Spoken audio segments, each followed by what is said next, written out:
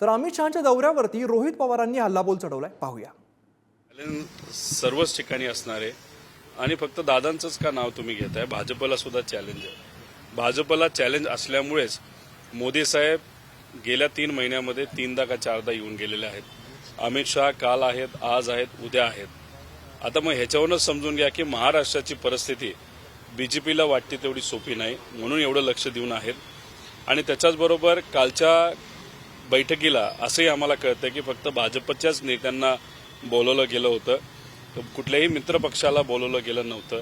अमित शहा साहेब एखाद्या खोलीमध्ये या तिन्ही पक्षाच्या प्रमुख नेत्यांना घेऊन बसले तर हे जे नेते आहेत, जे विचाराला सोडून आता भाजपबरोबर गेलेले आहेत, त्यांना कुठलाही पर्याय राहणार नाही। अमित शहा साहेब बोलले की तुम्हाला 4 घ्यायचे आणि तुम्हाला 10 घ्यायचे, ते गप गुणानं ते स्वीकारतील, त्यांच्याकडे दुसरा कुठलाही पर्याय राहणार नाही।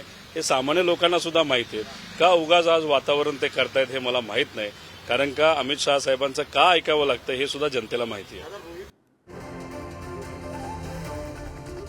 तर अमित शहांचा हाय व्होल्टेज दौरा म्हणावा लागेल। शहांनी विदर्भातील 6 मतदारसंघांचा यावेळेला आढावा घेतलेला आहे।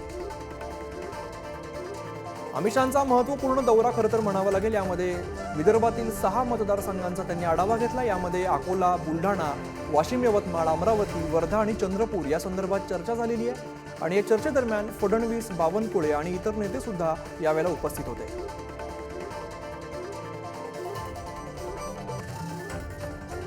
Thank you.